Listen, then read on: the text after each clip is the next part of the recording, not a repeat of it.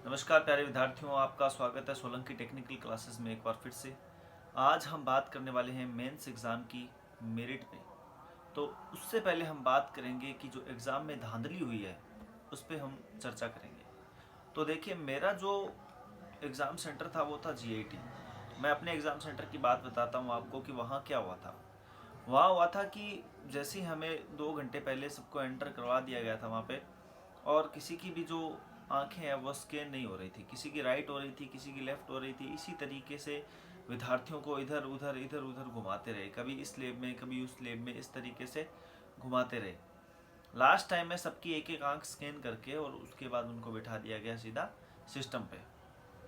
फिर क्या हुआ कि जैसे ही सभी ने एग्ज़ाम कर लिया, तो देखो कंप्यूटर तो वैसे भी क्या है कि थोड़ा बहुत हैंग हो रहा था, पर इतना ज़्यादा हैंग नहीं हो रहा था। तो जैसे ही सभी विद्यार्थियों ने एग्ज़ाम दिया, सबमिट किया, तो उनको पहले बोला गया कि आपको 10 मिनट तक यहीं रखा जाएगा।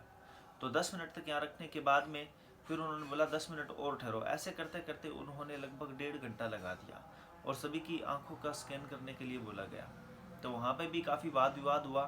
काफ़ी जो विद्यार्थी थे वो गुस्सा भी हुए थे और उन्होंने पूछा था कि भाई ये हमारे साथ ऐसा क्यों हो रहा है। और एक बात मैंने वहाँ पे ये नोट की थी कि जैसे ही मान लो कि हम जिस सिस्टम पे बैठे हैं, मान लो 318 नंबर सिस्टम पे बैठे हुए हैं, तो वहाँ पे जब हमारी आइज स्कैन हो रही है, तो उस वक्त हमारी जब आंखें स्कैन की थी उन्होंने, तो वहाँ पर सिस्टम नंबर 315 आ गया था। तो सिस्टम नंबर 315 आया, तो मैंने उनसे पूछा भी था कि भाई मैं बैठा तो 318 पे था, आप अभी ये 315 कैसे आया हो इस पे। तो उन्होंने बोला ये ऐसा कुछ नहीं है, ये नॉर्मल है, ऐसा कोई प्रॉब्लम वाली बात नहीं है। अब पता नहीं क्या है क्या नहीं है, तो बिल्कुल फर्जीवाड़ा तो काफ़ी हद तक अपर लेवल पे हुआ है। और जो विद्यार्थी बोल रहे हैं कि इसका एग्ज़ाम वापस करवाया जाए, तो देखिए सबसे पहली बात तो ये है कि भाई ये कोई शिफ्टों के अंदर तो हुआ है नहीं कि मानते हैं कि भाई हमारी जो शिफ्ट है वो सुरक्षित है, अगली जो शिफ्ट वाला है उसका लीक हुआ है पेपर, तो सभी का पेपर तो समान है, जितने बिकने थे उतने बिक गए। तो या तो सभी का एग्ज़ाम होना चाहिए या फिर किसी का भी एग्ज़ाम नहीं होना चाहिए। तो ये होता है कि भाई अब मान लो कि जो व्यक्ति बोल रहे हैं कि भाई हमारा एग्ज़ाम हो, हमारा एग्ज़ाम हो, वापस एग्ज़ाम हो, तो उससे कुछ होने वाला नहीं है। वैसे क्यों नहीं होने वाला है? क्योंकि ठीक है उन्होंने एग्ज़ाम दिया नहीं, और हो सकता है कि भाई हैंग हो गया उनका सिस्टम, सर्वर हैंग हो गया वो, ठीक है। तो कुछ कुछ जगह पे कंप्यूटर्स बंद हो गए, तो वो तो चलो अलग बात है। पर एग्ज़ाम तो सभी जगह लीक हुआ है ना, धांधली तो सभी जगह हुई है ना। तो इसका क्या है कि बहुत बड़े लेवल पे क्या है कि फर्जीवाड़ा हुआ है। अब देखते हैं मेरिट क्या रहती है, पर हम एक अनुमानित मान के चलते हैं कि मेरिट इतनी रह सकती है। तो मैंने 2-3 चीज़ें यहाँ पर बताई है इस जगह पर कि देखिए कि जिस प्रकार से जो मेरिट प्री की है, वो प्री की जो मेरिट है वो हमारी रही थी 57 से 58% के बीच रही थी जनरल वालों की। मैं जनरल वालों की बात करूंगा केवल, और किसी की बात नहीं करूंगा। तो 57% रही थी हमारी। तो उस वक्त क्या था भाई, 100 नंबर का एग्जाम था और 57 नंबर वालों का, 58 नंबर वालों का सिलेक्शन था जनरल के अंदर, ठीक है। बाकी सारे उससे नीचे ही थे, तो हम उसी की बात करेंगे केवल जनरल वालों की। तो 57 से 58% रही थी, ठीक है। तो अब हम मेरिट मान के चलते हैं मेंस की।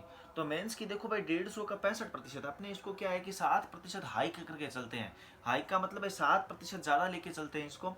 58 से मैंने 65 ले लिया है, ठीक है। तो 65 ले लिया, तो मैं क्या करता हूँ, 150 का जब 65% निकालूंगा तो कितना आएगा, 97.5 अंक आएंगे मेरे पास। तो 97.5 अंक जाने की संभावित है ये जनरल वालों की, ठीक है। और उसके बाद अगर मान लो हम मैं 5% और ज़्यादा ले लेता हूँ, इसका मैं ले लेता हूँ आपको 12% ले लेता हूँ। इतनी जाती नहीं है पर मैं कोई बात नहीं, 70% ले लेता हूँ, है ना। तो 12% हमने क्या किया, बढ़ा के ले लिया। तो 12% जब हम बढ़ा के लेंगे तो हमारे पास आएंगे 105 अंक। और 105 भी अंक नहीं, चलो कोई बात नहीं, मैं 105 अंक को भी ना देखकर मैं सीधा लेता हूँ किसको, 110 अंक को। तो इस 110 अंक से क्या रहेगी, सभी की मेरिट नीचे ही रहेगी, इससे ऊपर नहीं जाएगी। अब बताओ भाई ये ऐसा हुआ क्यों? ऐसा इसलिए हुआ क्योंकि सभी लोग मानते हैं कि भाई पेपर सरल आया था, पर होता क्या है कि हम किसी ना किसी चीज़ को इक्का दुक्का गलत कर देते हैं। मैं खुद क्या है कि बच्चों को पढ़ाता हूँ, तो मेरे से भी काफ़ी क्वेश्चन है वो इक्का दुक्का क्वेश्चन है। 2-3 प्रश्न ऐसे हैं जो मेरे से गलत हो चुके थे, ठीक है। तो और जो बिल्कुल सिंपल प्रश्न थे वो भी मेरे से क्या हुआ कि थोड़ा टिक गलत लग गया था। तो ये होता है हड़बड़ाहट में, जो एग्ज़ाम का जो प्रेशर होता है उसमें हो जाता है ऐसा। तो ये सभी के साथ हुआ है ऐसा। तो 10-15% सभी के गलत होंगे। ओनली थ्योरी की बता रहा हूँ मैं आपको। 10-15% आराम से थ्योरी के गलत होंगे। तो 90 से 85 से 90 के बीच में जिसके थ्योरी के अंदर आ रहे हैं वो मतलब अच्छा एक अच्छा स्कोर कर रहा है।